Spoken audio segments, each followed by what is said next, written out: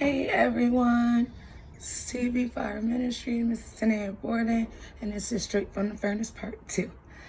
I don't even know where to begin. This is sort of interesting. But, question, do you guys know that you command your own atmosphere? Like, no, seriously, you can actually command your own day. You can command your own aura, your own body, your own mind and spirit to actually be settled and to be at peace. Did you know that? Let me show you how. Okay, I hear so many people on a day-to-day basis, oh my gosh, I'm gonna have a bad day. This person ruined my happiness. This person ruined this person ruined that. It's their fault. Why can't I just go to sleep, wake up again, and it's all a new day? I've said things like that before, guilty. So trust and believe this is a no judgment YouTube channel at all. We're coming straight from the furnace, hot and raw, period.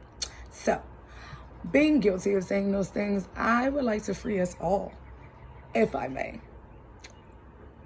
God said the highest praises, hallelujah, right? Every day above ground that you're allowed to see new life is new grace and mercies given, right? We all agree, right? Cool. So, if every day is a new day and it's the day that the Lord has made, if He's made the day, how can somebody else ruin it? In other words, if we don't have the power to make our own day or create any type of days, how is it that we think we can influence it or somebody else can influence it enough to ruin it or rob us of it? I know I feel wild about it too. But 1 Corinthians 10:13 says, no temptation has overtaken you. That is not common to man. God is faithful and He will not let you be tempted beyond your ability. But with the temptation, He will also provide the way of escape that you may be able to endure it. That right there has been giving me so much freedom, because that tells you right there that you do have the ability to basically avoid temptation when it comes. Nobody said that we're going to go through life and things are going to be la-di-da-di-da-da-da. That'd be great. If that was the case, I would be at, I don't know, Starbucks or Cinnabon, because I love cinnamon pretzels and ice cream. Back to the one. But when temptation comes, like case in point, if you know you got a bitter baby dad that's about to call you, don't answer. That's your way of escape. Caller ID. When that one person that you know you got to work around that's going to be extremely lazy, make sure you have your gospel music and make sure you have your meditation and make sure whatever you got to do to keep yourself at peace, that's your way of escape. The knowing is the way of escape.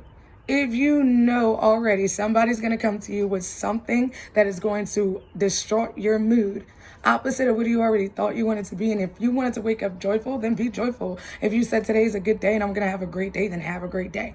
Just because somebody's being hostile and loud or trying to rain on your parade does not mean you always have to attend or pull out the umbrella or sit back and listen. It's choices. So, as I hope you help me help us, we're going to be free together. So as I said, today's going to be a great day, and I hope you know that too. Don't let anybody come in and try to destroy your joy or think they have the authority to influence. This is the day that the Lord has made, and you are commanded to rejoice in it and be glad, and so am I. See ya.